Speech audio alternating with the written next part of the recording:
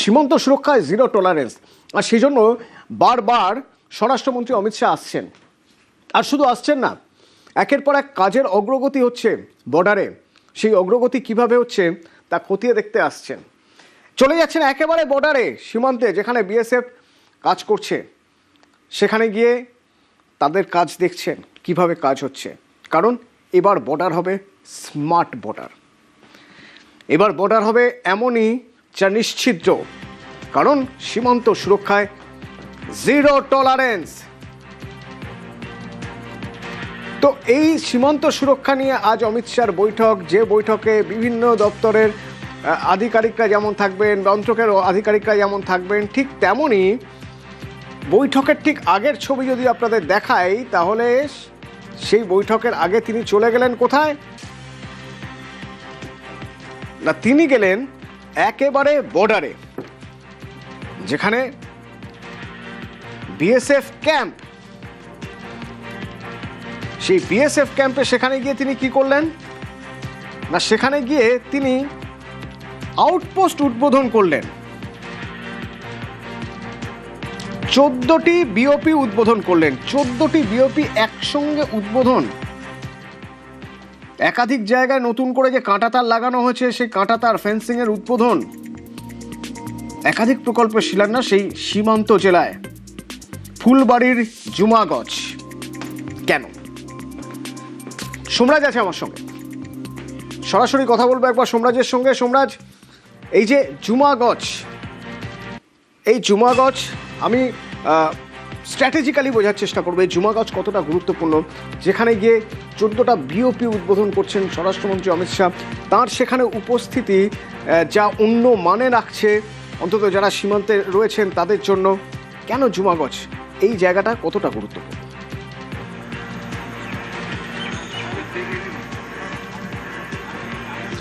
দেখো, অবশ্যই গুরুত্বপূর্ণ। তার কারণ ভারত বাংলাদেশ সীমান্তের দিক থেকে দেখতে গেলে এই ঝুমাগড়, যেখানে আজকে গিয়েছিলেন পোস্টে, বিএসএফ এর আউটপোস্টে কেন্দ্রীয় স্বরাষ্ট্রমন্ত্রী অমিত শাহ, সেখানে ফেন্সিং এর কাজ করা হচ্ছিল এবং আধুনিক প্রযুক্তিকে ব্যবহার করে কিভাবে ফেন্সিং এর কাজ করা হচ্ছে তার পর্যালোচনা করতেই কেন্দ্রীয় স্বরাষ্ট্রমন্ত্রী অমিত শাহ এই পোস্টে পৌঁছে গিয়েছিলেন আজ। এবং যেখানে আমরা দেখলাম বিএসএফ এর ডিজির সঙ্গেও তিনি পর্যালোচনা বৈঠক সেরে নিয়েছেন।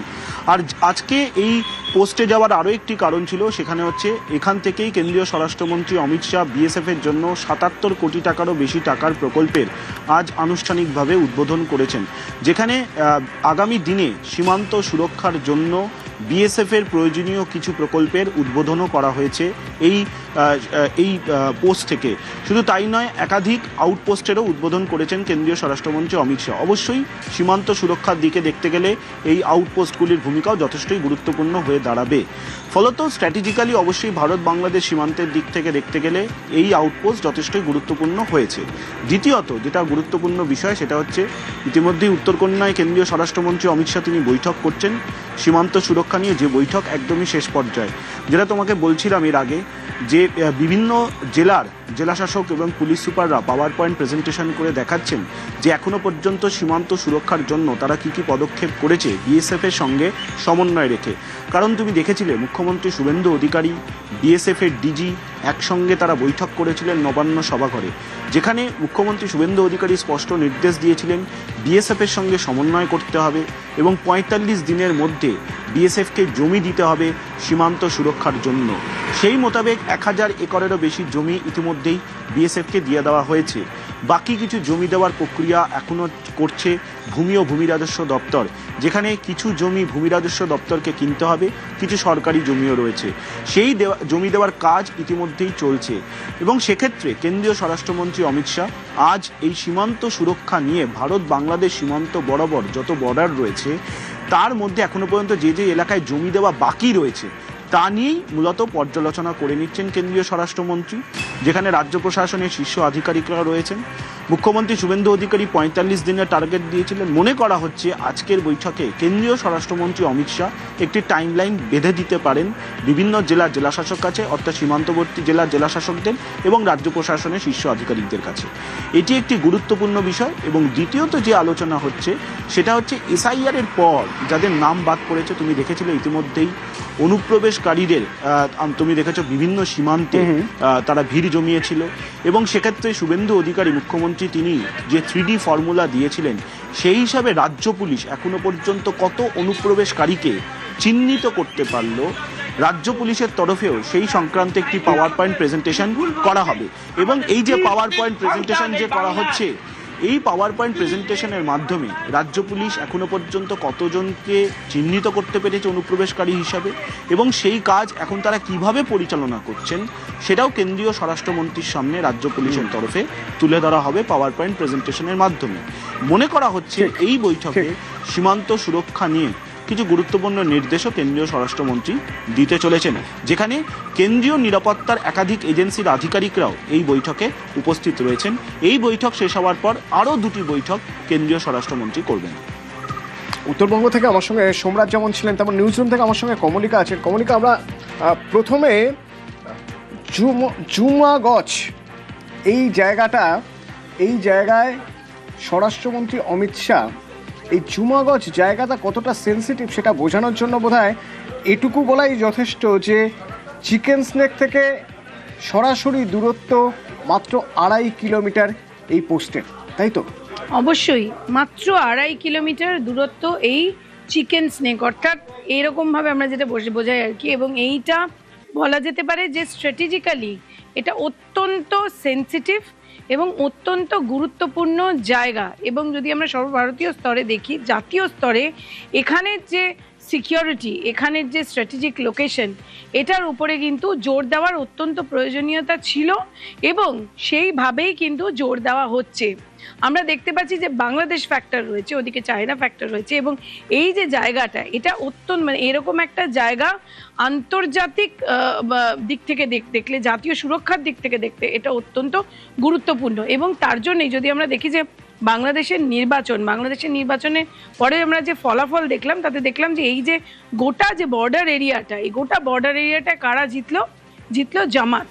এবং সেখানেও অনেক বিষয়গুলো রয়েছে, তো আন্তঃরাষ্ট্রীয় অনেকগুলো বিষয় রয়েছে, কিন্তু এই জায়গাটা একেবারেই অত্যন্ত সেন্সিটিভ। এবং সেখান থেকে দাঁড়িয়ে যেরকম নির্বাচনের আগে খোদ স্বরাষ্ট্রমন্ত্রী তিনি বলেছিলেন যে ৪৫ দিনের মধ্যে দিয়ে দেওয়া হবে, এবং সেই কাজ শুরু হয় নিউজ 18 বাংলাই প্রথম চ্যানেল যারা আমরা দেখিয়েছি যে কিভাবে সীমান্তের কাজ শুরু হয়ে যায়নি, শুধু জমি হস্তান্তর হয়নি, 1000 একরের উপর জমি হস্তান্তর শুধু হয়নি, নতুন যে ফেন্স অর্থাৎ আনফেন্সড এরিয়ায় যে নতুন যে ফেন্স, সেটা কিন্তু বেশ কিছু জায়গায় তৈরি হয়েও গেছে।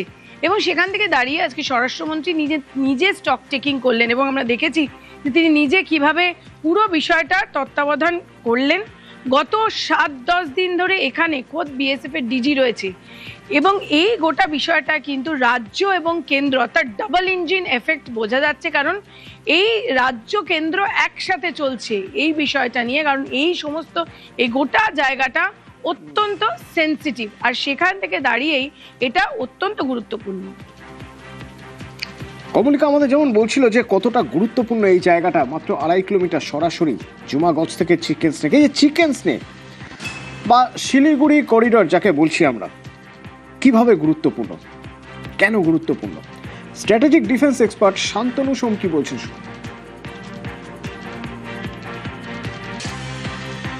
ওখানে যে ইনফ্রাস্ট্রাকচারাল ইনভেস্টমেন্ট হচ্ছে, রেলওয়ে নেটওয়ার্ক থেকে আরম্ভ করে রোড নেটওয়ার্ক থেকে আরম্ভ করে সব কিছু 1.5 লাখ কোটি টাকার উপর ইনভেস্টমেন্ট। 1.5 লক্ষ কোটি টাকা। কোনো কারণে যদি আমাদের এই রেলওয়ে নেটওয়ার্ক বা চিকেন স্নেকের ধরুন গ্রাউন্ডটা দখল হয়ে যায়, একটা ওয়ার্স্ট কেস সিনারিও, সেক্ষেত্রে আপনার ব্রহ্মপুত্র নদীর নিচ দিয়ে টানেল তৈরি করা হয়েছে। এটা কোথায়?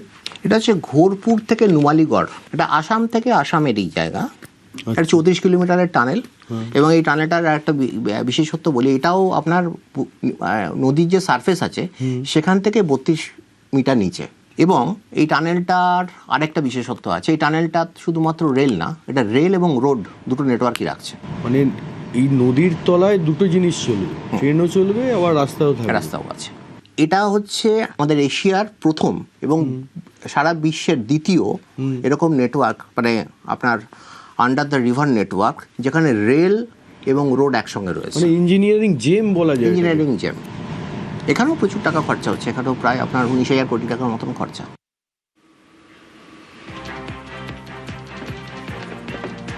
আমার সঙ্গে এই মুহূর্তে রয়েছেন বিজেপি বিধায়ক এবং প্রাক্তন পুলিশ কর্তা রাজেশ কুমার।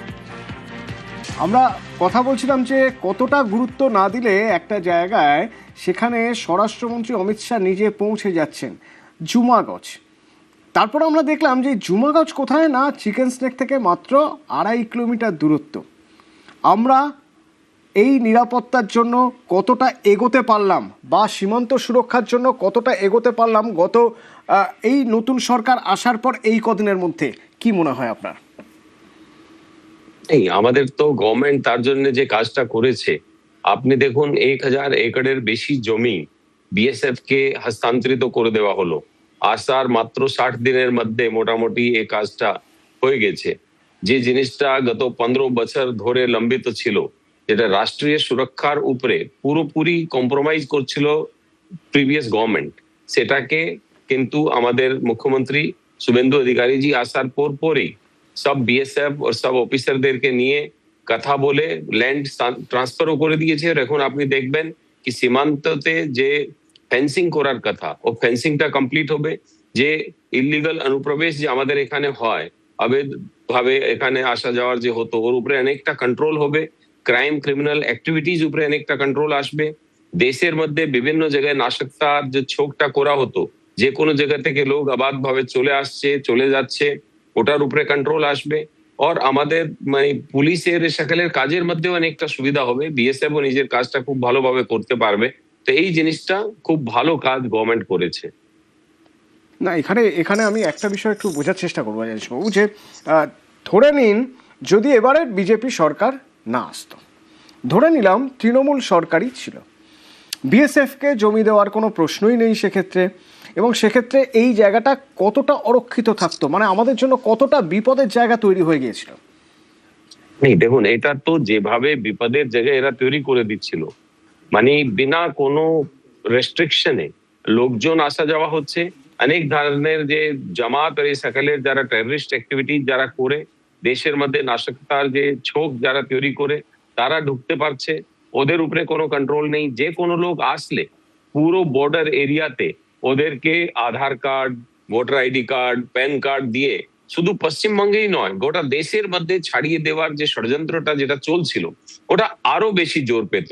আপনি এদিকেও দেখতে পাচ্ছেন কি মানে এদের উপরে কন্ট্রোল করার জন্য যে নতুন আইন ভারত সরকার আনলো, মানে এই গভর্নমেন্ট তো ওটাকেও ইমপ্লিমেন্ট করার জন্য কোনো চেষ্টা করেনি, ওটাকেও রুকে রাখার জন্য একটা নতুন কমিটি বানিয়ে দিল 7 জনের, কি ওটাও কন্ট্রোল করা যাবে না। যেখানে এত ভালো আইন একটা এত বিএনএস, বিএনএসএস, বিএসএ যে করা হলো, ওটাকেও যেন না করতে হয় তার জন্য ওরা সেই রকম কাজ করছিল। তো যদি টিএমসি গভর্নমেন্ট যদি চলে আসতো, তাহলে আপনি জেনে রাখুন কি দেশের সুরক্ষা নিয়ে যত বেশি কম্প্রোমাইজ মমতা গভর্নমেন্টের সময় হয়েছে, কোন সময় কোন রাজ্যে এই ধরনের জিনিসটা ভাবাও যায় না।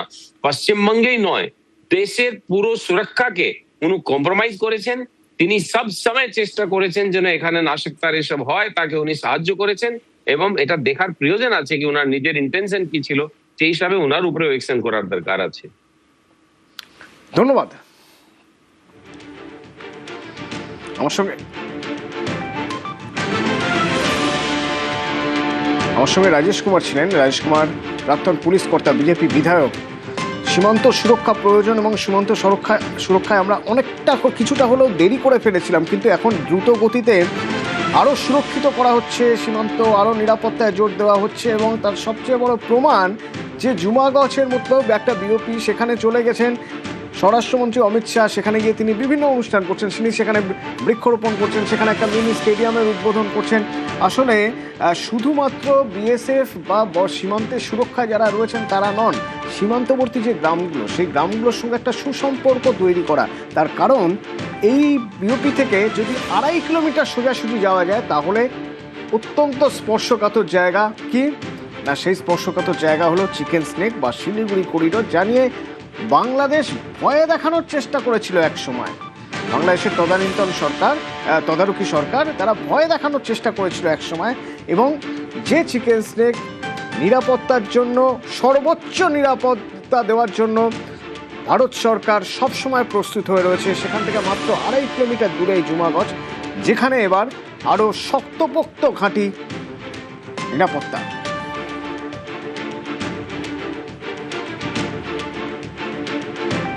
এবং শুধু এখানেই শেষ নয়, এর পাশাপাশি এবার যেটা হবে সেটা হচ্ছে স্মার্ট বর্ডার। এই স্মার্ট বর্ডার কি? স্মার্ট বর্ডার কি স্ট্র্যাটেজিক ডিফেন্স এক্সপার্ট শান্তনু সোমের কাছে আমরা জানতে চেয়েছিলাম। শুনুন। ফাঁসি দেওয়া বলে যে জায়গাটা রয়েছে, ওই জায়গাটা সবচেয়ে পোরাস বলে, ওখান দিয়ে আপনার একটা 27 কিলোমিটারের একটা ইন্টেলিজেন্ট ফেন্স হচ্ছে। ওটা প্রথম ইন্টেলিজেন্ট ফেন্স, তারপর অনেকগুলো ইন্টেলিজেন্ট ফেন্স হবে। মানে স্মার্ট ফেন্সিং যেটা বলছেন অমিত শাহ, স্মার্ট ফেন্সিং আর ইকোনমিক ফেন্সিং, এই আপনার ইন্টেলিজেন্ট ফেন্সিং একই জিনিস। স্যাটেলাইট ইমেজিং থাকছে, রেগুলার ড্রোন সার্ভিলেন্স আছে। হ্যাঁ, এটা 24/7 এখানে ইনফ্রারেড ক্যামেরা ইউজ করা হয়, ইনফ্রারেড ক্যামেরা ইউজ করা হয়। এবং সেখানে যদি কখনো কোনো থ্রেট কিছু পাওয়া যায়, এটা অটোমেটিক্যালি প্রসেস হয়ে ওর যে সিস্টেম আছে সেখানে কাউকে কিছু বলতে হয় না। এখান থেকে ইমেজ আসছে, ওখান থেকে আওয়াজ আসছে, এখান থেকে আরেকটা ইমেজ আসছে, ওখান থেকে স্যাটেলাইট ইমেজের সঙ্গে ম্যাপ করা হচ্ছে, কোনো মুভমেন্ট হচ্ছে কিনা, কোনো পিক্সেলে শিফট হচ্ছে কিনা, সেটার যে থ্রেট পারসেপশন অটোমেটিক্যালি সেটাকে আর্টিফিশিয়াল ইন্টেলিজেন্ট একটা প্ল্যাটফর্মে প্রসেস করে সেটা ওখানে বিএসএফ এর সঙ্গে শেয়ার করা হচ্ছে। যে চিকেন স্নেক সম্পর্কে যদি কোনো একটা গুরুত্বপূর্ণ বার্তা দিতে হয়, সেটা কি দেবেন? বার্তা হচ্ছে, চিকেন স্নেক নামটা শুনতে খুবই দুর্বল লাগে, কিন্তু আর আর আর চিকেন স্নেক নেই এটা আর। এটা ভার্চুয়ালি এটা ডাইনোসরের গলা হয়ে গেছে। মুরগির গলা বলছেন, ডাইনোসরের গলা হয়ে গেছে। হ্যাঁ, এটা ঠিক। নতুন সরকার আসার পর যেভাবে সীমান্ত সুরক্ষায় জোর দেওয়া হয়েছে, তাতে চিকেন স্নেক আর চিকেন স্নেক নেই, এটা ডাইনোসরেসের গলা হয়ে গেছে। আর রাজ্যের কথায় যদি বলা হয়, তাহলে রাজ্যে এবার বিএনএসে কড়াকড়ি, ভারতীয় ন্যায় সংহিতায় কড়াকড়ি। এতদিন পর্যন্ত ধরি মাছ নাছুই পানি করে এখানে বিএনএসের ব্যবহার হতো, বা বিএনএস কার্যকরী করা হয়েছিল এই রাজ্যে। এবং তার জন্য কি হয়েছে? তার জন্য হয়রানি বেড়েছে। তার জন্য কি হয়েছে না, যেখানে খুব সহজে যে কোনো সমস্যার সমাধান হয়ে যেত, যে কোনো আইনি জটিলতা কমিয়ে দেওয়া যেত, সেই জটিলতা কমেনি। কেন এ কথা বলছি? তার কারণ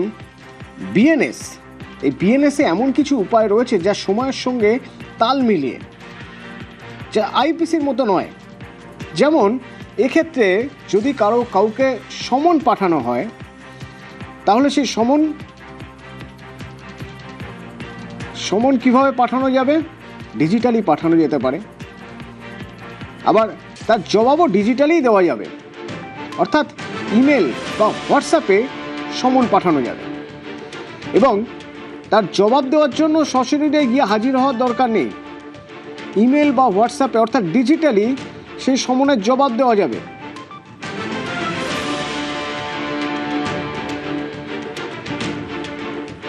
আর কি আছে? আরও বেশ কিছু গুরুত্বপূর্ণ দিক রয়ে গেছে, যা আইনি ব্যবস্থা বা আইনের শাসন জারি রাখতে গেলে যে যতটা কঠিন কাজ, সেই জটিল কাজটাকে সহজ করার জন্য বিএনএস।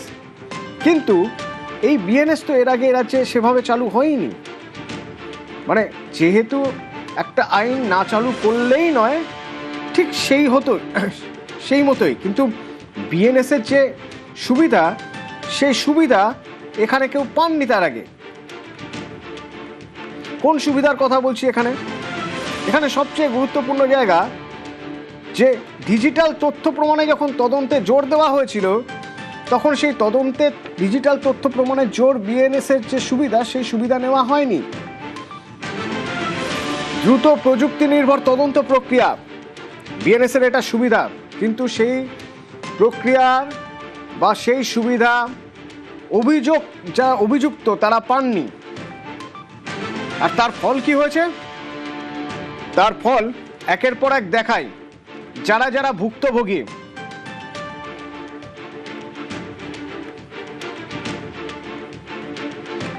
আমরা দেখেছিলাম সমন দিতে যাওয়ার নাম করে হয়রানির শিকার হতে হয়েছিল কাকে? এখন যিনি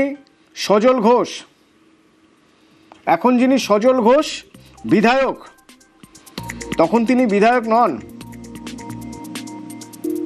তখন তাকে দরজায় লাথি মারা হয়েছিল, তার দরজায় তাকে তুলে নিয়ে যাওয়া হয়। যখন তিনি প্রতিবাদ করেন তাকে তুলে নিয়ে যাওয়া হয়। কিন্তু এই সব কিছুর দরকারই ছিল না যদি সমন দেওয়া হতো,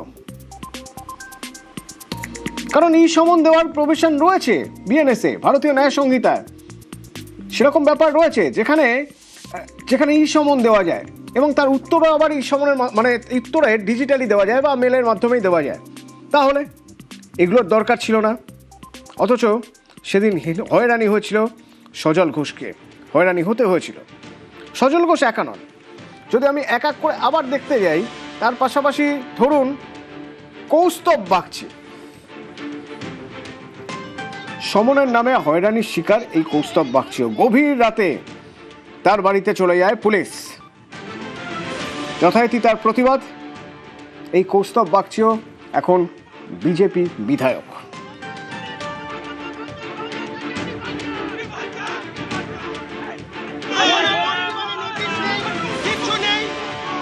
আবার দেখুন, নিহত হরগোবিন্দ দাসের পরিবারকে এই সমন দেওয়ার নামে হয়রানি করেন, পুলিশি হেনস্থার অভিযোগ ওঠে তখনও। কিন্তু ভারতীয় ন্যায় সংহিতা বলছে এত জটিল নয় প্রক্রিয়া, এরকম নয়, সহজে ডিজিটালি দেওয়া যেতে পারে, তাতে হয়রানি কমে মানুষের।